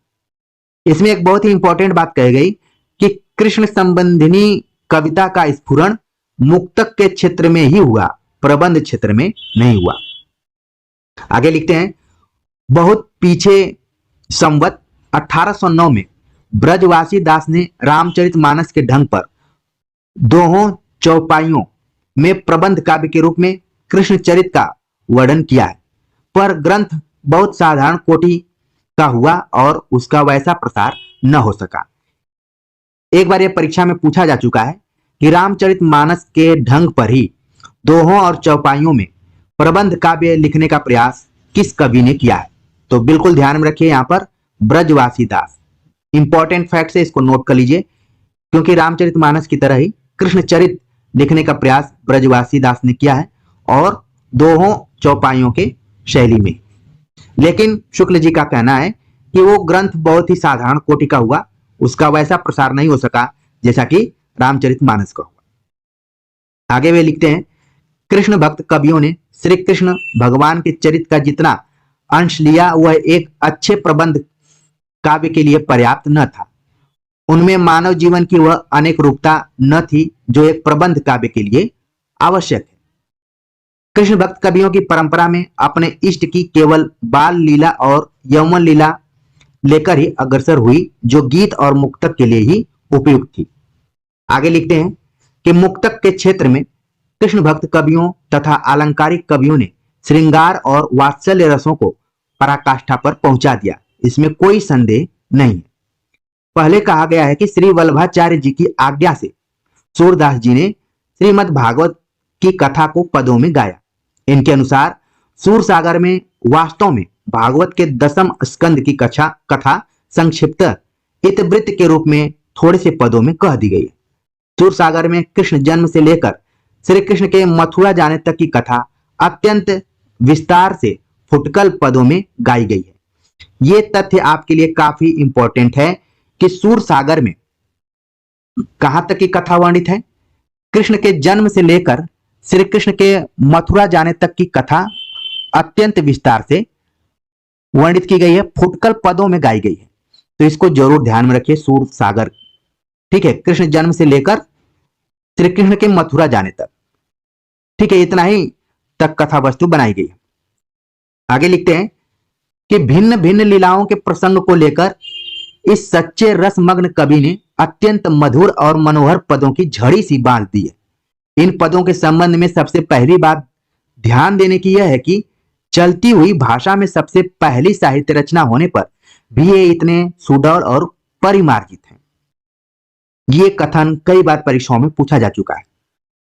ठीक है, सूरदास के पदों के बारे में कहा गया कि सबसे पहली बात यह है कि यहां से आपको ध्यान में रखना है, सबसे पहली बात ध्यान देने की यह है कि चलती हुई ब्रज भाषा में सबसे पहली साहित्य रचना होने पर भी ये इतने सुडौल और परिमार्जित है। यह रचना इतनी प्रगल्भ और काव्यपूर्ण है कि आगे होने वाले कवियों की श्रृंगार और वात्सल्य की उक्तियां सूर की झूठी सी जान पड़ती है। तो इस कथन को भी आप ध्यान में रखिए। आगे लिखते हैं, अतः सूर सागर की चली आती हुई गीत काव्य परंपरा का चाहे वह मौखिक ही रही हो पूर्ण विकास सा प्रतीत होता है। गीतों की परंपरा तो सभ्य असभ्य सब जातियों में अत्यंत प्राचीन काल से चली आ रही है। सभ्य जातियों ने लिखित साहित्य के भीतर भी उनका समावेश किया है। लिखित रूप में आकर उनका रूप पंडितों की काव्य परंपरा की रूढ़ियों के अनुसार बहुत कुछ बदल जाता है। इससे जीवन के कैसे कैसे योग सामान्य जनता का मर्म स्पर्श करते आए हैं और भाषा की किन किन पद्धतियों पर वे अपने गहरे भावों की व्यंजना करते आए हैं, इसका ठीक पता हमें बहुत काल से चले आते हुए मौखिक गीतों से ही लग सकता है। आगे बहुत ही महत्वपूर्ण बात लिखते हैं, किसी देश की काव्य धारा की मूल प्राकृतिक स्वरूप का परिचय हमें चिरकाल से चले आते हुए इन्हीं गीतों से मिल सकता है। घर घर प्रचलित स्त्रियों के घरेलू गीतों में श्रृंगार और करुण दोनों का बहुत स्वाभाविक विकास हम पाएंगे। इसी प्रकार आल्हा, कड़खा आदि पुरुषों के गीतों में वीरता की व्यंजना की सरल स्वाभाविक पद्धति मिलेगी। देश की अंतर्वर्तनी मूल धारा के स्वरूप के ठीक ठीक परिचय के लिए ऐसे गीतों का पूर्ण संग्रह बहुत आवश्यक है, पर इस संग्रह कार्य में उन्हीं का हाथ लगाना ठीक है जिन्हें भारतीय संस्कृति के मार्मिक स्वरूप की परख हो, जिनमें पूरी ऐतिहासिक दृष्टि हो। अगर जिनमें भारतीय संस्कृति के मार्मिक स्वरूप की परख या जानकारी न हो और ऐतिहासिक दृष्टि भी न हो तो वो इन कामों को नहीं कर सकते। आगे लिखते हैं, स्त्रियों के बीच चले आते हुए बहुत पुराने गीतों को ध्यान से देखने पर पता लगेगा कि उनमें स्वकीय के ही प्रेम की सरल गंभीर व्यंजना है। तो यहाँ पर नायिका भेद की भी चर्चा की गई, स्वकीय परकीय। तो उन्होंने बताया कि अगर पुराने गीतों को हम देखेंगे तो पाएंगे कि उन गीतों में स्वकीय के ही प्रेम की सरल गंभीर व्यंजना दिखाई पड़ती है। परकीय प्रेम के तो गीत वे कृष्ण और गोपियों की प्रेम लीला को ही लेकर चले हैं। इससे उन पर भक्ति या धर्म का भी कुछ रंग चढ़ा सा रहता है। इस प्रकार के मौखिक गीत देश के प्रायः सब भागों में गाए जाते हैं। मैथिल कवि विद्यापति की पदावली में हमें उनका साहित्यिक रूप मिलता है। तो यहाँ पर आप देख रहे हैं कि मौखिक गीतों की जो परंपरा रही है उसका रूप साहित्यिक रूप कहाँ मिलता है? विद्यापति के पदावली में। इसीलिए विद्यापति की पदावली प्रायः पूर्वी बिहार और पश्चिम बंगाल में लोगों द्वारा गाए जाते हैं। आगे लिखते हैं कि जैसा कि हम पहले कह आए हैं, सूर के श्रृंगारी पदों की रचना बहुत कुछ विद्यापति की पद्धति पर हुई है। यह कथन बहुत ही इंपॉर्टेंट है यहाँ से। ठीक है, अभी तक जिन विद्यार्थियों ने धैर्य रखकर इस क्लास को सुनना नहीं छोड़ा होगा तो उनके लिए बहुत ही इंपॉर्टेंट चीजें अभी आने वाली हैं, इसलिए आपके लिए एक एक लाइन बहुत ही इंपॉर्टेंट है।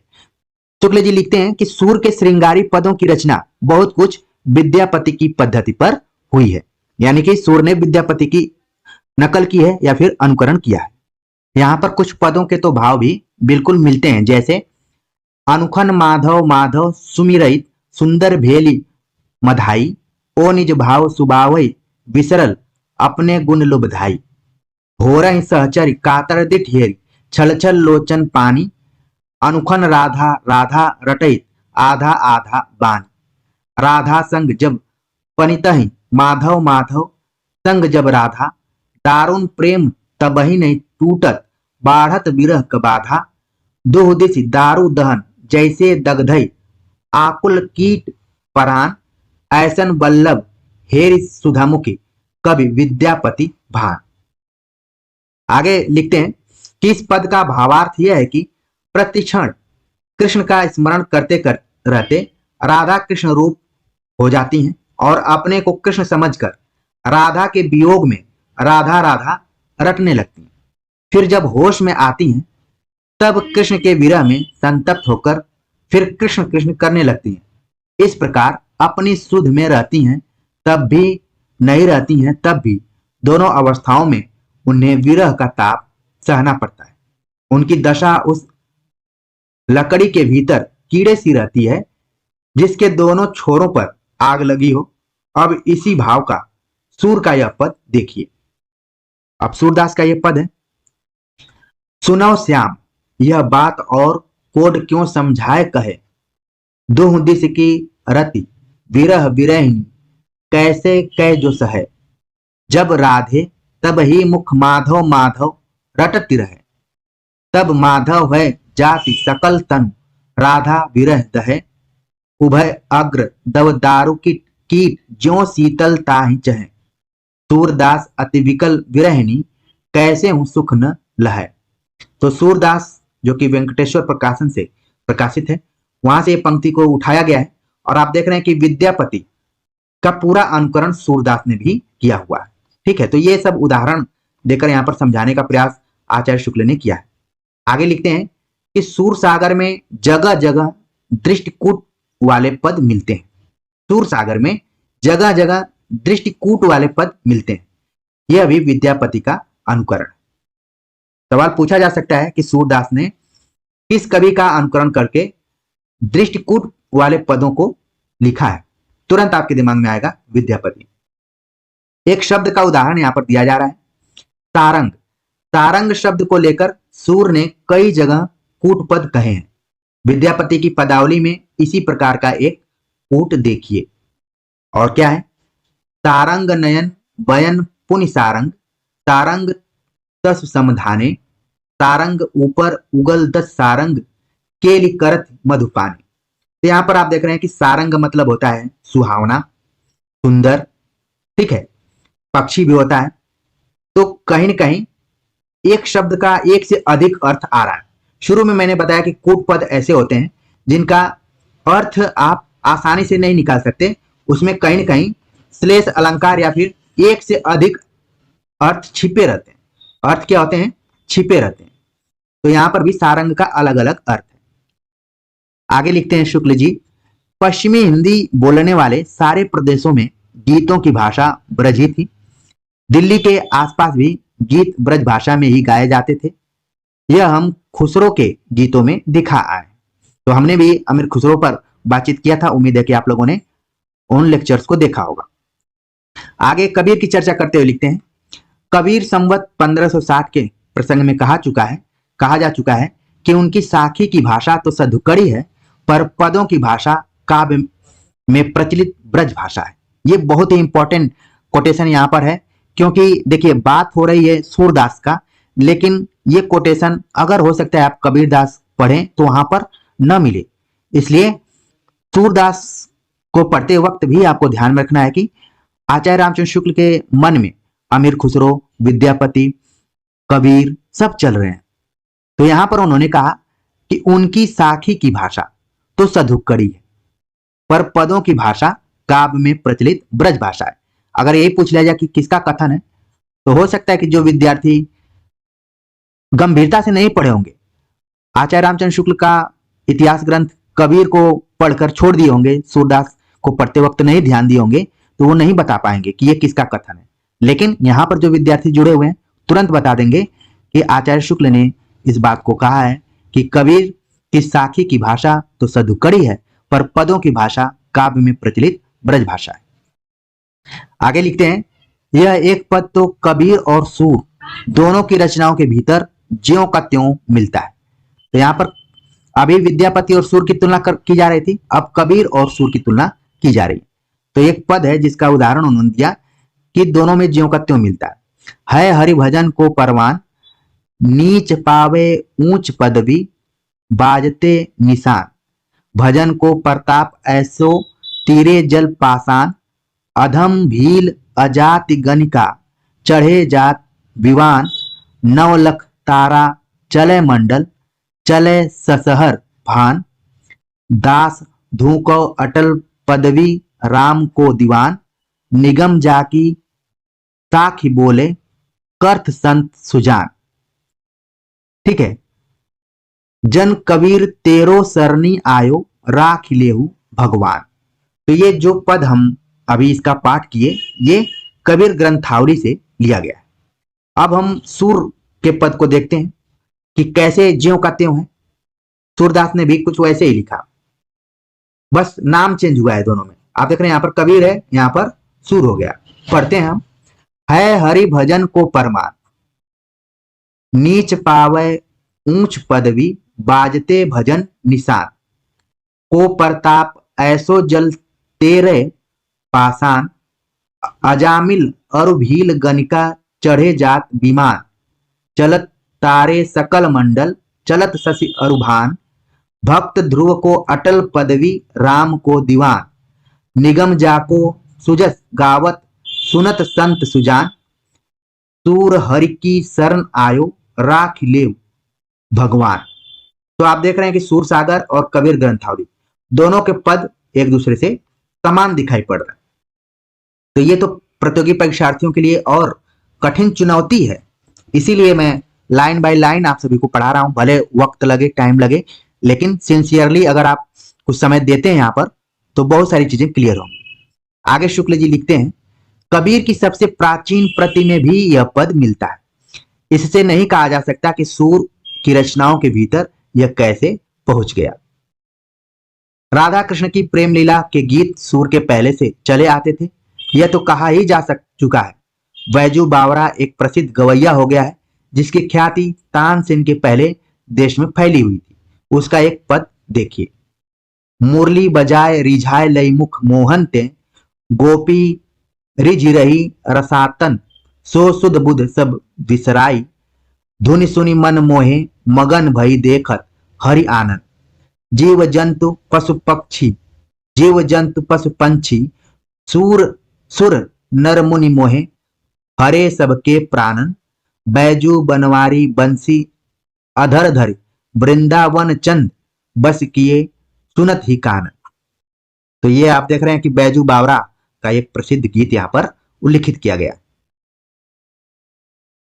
आगे लिखते हैं, जिस प्रकार रामचरितमानस का गान करने वाले भक्त कवियों में गोस्वामी तुलसीदास जी का स्थान सर्वश्रेष्ठ है, उसी प्रकार कृष्ण चरित गाने वाले भक्त कवियों में महात्मा सूरदास का। तो ये देखिए कथन तुलनात्मक तरीके से आचार्य शुक्ल ने रामचरितमानस तुलसीदास, कृष्णचरित सूरदास जी को बताया है। आगे लिखते हैं, वास्तव में ये हिंदी काव्य गगन के सूर्य और चंद्र है। यहां पर देखिए बहुत ही इंपॉर्टेंट बात कही जा रही है तुलसी और सूर्य को लेकर, कि अगर हिंदी काव्य गगन की बात की जाए तो ये दोनों हिंदी काव्य गगन के सूर्य और चंद्र है। ये भी कोटेशन परीक्षाओं में पूछा जा चुका है। लिखते हैं, जो तन्मयता इन दोनों भक्त शिरोमणि कवियों की वाणी में पाई जाती है, वह अन्य कवियों में कहा। हिंदी काव्य इन्हीं के प्रभाव से अमर हुआ, इन्हीं की सरसता से उनका स्रोत सूखने न पाया। आगे लिखते हैं, सूर की स्तुति में एक संस्कृत श्लोक के भाव को लेकर यह दोहा कहा गया है। उत्तम पद कवि गंग के, कविता को बलबीर। केशव अर्थ गंभीर को, सूर तीन गुण धीर। तो सूर की स्तुति में यह श्लोक कहा गया है कि उत्तम पद कवि गंग के। कवि गंग का नाम आप लोगों ने सुना होगा। कविता के बलबीर, केशव अर्थ गंभीर को, सूर तीन गुण धीर। जैसे आप संस्कृत पढ़ते होंगे तो रहता है माघे संति तयोगुण, ठीक है, कि माघ को तीनों गुणों के लिए जाना जाता है। ठीक है, उसी तरीके से आप यहां पर देख रहे हैं कि सूरदास में गंग की छवि दिखाई पड़ती है, केशव की भी छवि दिखाई पड़ती है, तीनों गुण धारण किए हुए। इसी प्रकार यह दोहा भी बहुत प्रसिद्ध है। किंधो सुर को सर लग्यो, किंधो सुर को पीर, किंधो सुर को पद लग्यो, वेद्यो सकल शरीर। तो यहां पर सूरदास के बारे में एक और बहुत प्रसिद्ध दोहा प्रस्तुत किया गया। आगे शुक्ल जी लिखते हैं, यद्यपि तुलसी के समान सूर का काव्य क्षेत्र इतना व्यापक नहीं कि उसमें जीवन की भिन्न भिन्न दशाओं का समावेश हो, पर जिस परिमित पुण्य भूमि में उनकी वाणी ने संचरण किया, उसका कोई कोना अछूता न छूटा। तो इस कथन को बिल्कुल ध्यान में रखिए। आगे लिखते हैं, श्रृंगार और वात्सल्य के क्षेत्र में जहां तक इनकी दृष्टि पहुंची वहां तक और किसी कवि की नहीं। आगे लिखते हैं, गोस्वामी तुलसीदास जी ने गीतावली में बाल लीला को इनकी देखा देखी बहुत अधिक विस्तार दिया। सही पर उसमें बाल सुलभ भावों और चेष्टाओं की वह प्रचुरता नहीं आई, उसमें रूप वर्णन की ही प्रचुरता रही। बालक चेष्टा के स्वाभाविक मनोहर चित्रों का इतना बड़ा भंडार और कहीं नहीं है। यानी कि जब भी बाल रूप की चर्चा की जाएगी, बाल लीला की चर्चा की जाएगी, तो सूरदास के सामने कोई नहीं ठहरेगा। एक चीज यहां पर आप सभी को ध्यान में रखना है कि परीक्षाओं में पूछा जा सकता है कि तुलसीदास अपनी किस रचना में बाल लीला का वर्णन करने का प्रयास किया है। तो हो गई गीतावली। ध्यान में रखिए, कवितावली में भी कई जगह पर बचपन की चर्चाएं की गई हैं, राम इत्यादि की, लेकिन यहां पर सीधे सीधे आप देख रहे हैं कि गीतावली में बाल लीला को प्रस्तुत करने का प्रयास तुलसीदास ने किया है। ठीक है, आगे देखते हैं। सूरदास के जो बाल लीला वर्णन है उसके कुछ पदों को यहां पर दिया गया है। लिखते हैं शुक्ल जी, 2-4 चित्र देखिए। तो उसमें पहला चित्र है, काहे को आर्य करत मेरे मोहन, यो तुम आंगन लोटी, सो मांगू सो देहु मनोहर, यह बात तेरी खोटी। सूरदास को ठाकुर ठाड़ो, हाथ लकुट लिए छोटी। दूसरा चित्र है, शोभित कर नवनीत लिए, घुटरुन चलत रेणु तन मंडित, मुख दधि लेप किए। ये सभी पंक्तियां परीक्षाओं के दृष्टिकोण से बहुत ही इंपॉर्टेंट है, पूछी जा सकती हैं। तीसरा है, सिखवत चलन जसोदा मैया, अरबराय कर पानी गहावत, डगमगाए धरे पैया। ठीक है, आगे लिखते हैं, पाहुन कर दें तरक महायो, आरि करे मनमोहन मेरो, अचल आन गहयो, व्याकुल मथत मथनिया रीति, दधि भय ढरकी रहियो। बालकों के स्वाभाविक भावों की व्यंजना के न जाने कितने सुंदर पद भरे पड़े हैं। एक पद यहां पर स्पर्धा का पद दिखाया गया है, और जो कि आप सभी के लिए भी प्रतिस्पर्धा में काम में आएगा। मान लीजिए सवाल पूछा जा सकता है कि मैया कब ही बढ़ेगी चोटी, किति बार मही दूध पीवत भई, यह अजऊ है छोटी, तू कहती बल की बेनी जो हुए लांबी मोटी। तो यहां पर आप देख रहे हैं कि बच्चों के अंदर जो स्पर्धा का भाव होता है पूरे पद में दिखाई पड़ रहा है। तो इन पंक्तियों को देखकर पूछा जा सकता है कि इसमें कौन सा भाव प्रस्तुत किया गया है। तो जो विद्यार्थी इस लेक्चर को अभी तक देख रहे होंगे वो तुरंत बता देंगे। आगे भी एक उदाहरण दिया गया, इसी प्रकार बालकों के क्षोभ के ये वचन देखिए। बालकों में क्षोभ होता है उसके बारे में भी उदाहरण सहित बता रहे हैं। खेलत में को काको गोसैया, जाति पाति हमते कछुनाही, न बसत तुम्हारी छैया, अति अधिकार जनावत याते, अधिक तुम्हारे हैं कछु गैया। वहां गायों को लेकर कि मेरे पास ज्यादा गाय हैं, मेरे पास ज्यादा गाय हैं। तो क्षोभ का भाव बच्चों में कैसे होता है। अब तो ये इधर गायों की चर्चा उतना नहीं की जाती है बच्चों में, खिलौनों की अगर बात की जाए, ठीक है, तो वहां पर बच्चे अपने अपने हिसाब से क्षोभ भाव व्यक्त करते हैं। कुछ वही पंक्ति यहां पर है। आगे शुक्ल जी लिखते हैं, वात्सल्य के समान श्रृंगार के संयोग और वियोग दोनों पक्षों का इतना प्रचुर विस्तार और किसी कवि में नहीं है। तो ये जितने भी कथन बहुत ही इंपॉर्टेंट है परीक्षाओं के दृष्टिकोण से। आगे लिखते हैं, गोकुल में जब तक श्री कृष्ण रहे तब तक का उनका सारा जीवन ही संयोग पक्ष का है। दान लीला, माखन लीला, चीर हरण लीला, रास लीला आदि न जाने कितनी लीलाओं पर सहस्त्रों पद भरे पड़े। राधा कृष्ण के प्रेम के प्रादुर्भाव में कैसी स्वाभाविक परिस्थितियों का चित्रण हुआ है यही देखिए। तो यहाँ पर कुछ चित्रणों को प्रस्तुत किया गया है। कर लेव न्यारी, हरि आपन गैया, नहीं न बसात लाल कछु, तुमसो सबय ग्वाल इकठैया। धेन दुहत अति हीरति बाढ़ी, एक धार दोहनी पहुंचावत, एक धार जह प्यारी ठाढ़ी। मोहन करते धार चलत पे, मोहनी मुख अति ही छवि बाढ़ी। तो आप देख रहे हैं यहाँ पर राधा कृष्ण के प्रेम का चित्रण एक तरीके से किया गया है। आगे लिखते हैं शुक्ल जी, श्रृंगार के अंतर्गत भाव पक्ष और विभाव पक्ष दोनों के अत्यंत विस्तृत और अनूठे वर्णन इस सागर के भीतर लहरें मार रहे हैं। राधा कृष्ण के रूप वर्णन में ही सैकड़ों पद कहे गए हैं, जिनमें उपमा, रूपक और उत्प्रेक्षा आदि की प्रचुरता है। आंख पर ही न जाने कितनी उक्तियां हैं, जैसे देख री हरि के चंचल नयन, खंजन मीन मृग चपलाई, नहीं पटरत एक सैन, राजवदल इंदीवर शतदल कमल कुशेष जाति, निसमुद्रित प्रातः वह विकसत ये विकसे दिन रात, अरुण असित सित झलक पलक प्रति को बरने उपमाए, मानो सरस्वती गंग जमुन मिल आंगन किन्हो आए। आगे है नेत्रों पर ही, नेत्रों के प्रति उपालंब भी कहीं कहीं बड़े मनोहर हैं। मेरे नैना बिरह की बेल बई, सिंचत नैन नीर के सजनी मूल पतार गई, विगसती लता सुभाय आपने, छाया सघन भई अब कैसे निर्वारम, सजनी सब तन पसरी छई।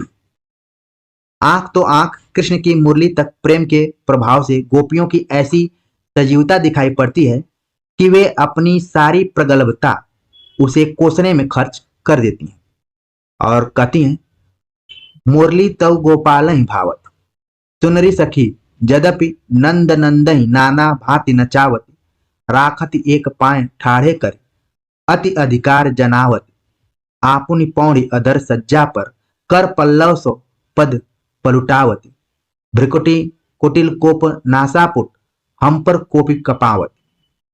तो आप देख रहे हैं कि यहाँ पर गोपियां कैसे मुरली को निशाने पर ले रही हैं, पसंद नहीं करती हैं, क्योंकि मुरली जो है वो गोपियों को कृष्ण से दूर कर देती है थोड़ा सा। आगे है, कालिंदी के कुल पर शरद की चांदनी में होने वाले रास की शोभा का क्या कहना है, जिसे देखने के लिए सारे देवता आकर इकट्ठे हो जाते थे। सूर्य ने एक न्यारे प्रेमलोक की आनंद छटा अपने बंद नेत्रों से देखी है।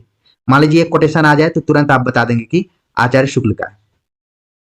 कृष्ण के मथुरा चले जाने पर गोपियों का जो विरह सागर उमड़ा है, उसमें मग्न होने पर तो पाठकों को वार पार नहीं मिलता। वियोग की जितने प्रकार की दशाएं हो सकती हैं, सबका समावेश उसके भीतर है।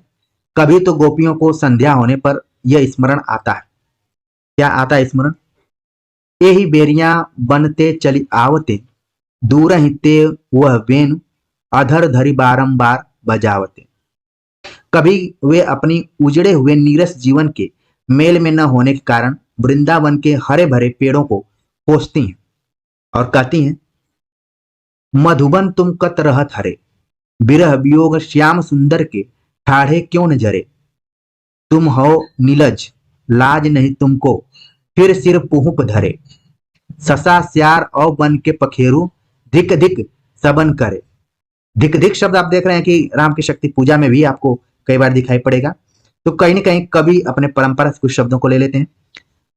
कौन काज ठाढ़े रहे बन में, काहे न उकठ पर है। तो एक तरीके से गोपियों का विरह वर्णन है, यहाँ पर कृष्ण नहीं है तो उनको जो भी मधुबन है, जो भी पौधे हरे भरे दिखाई पड़ रहे हैं, उनसे सवाल करती हैं।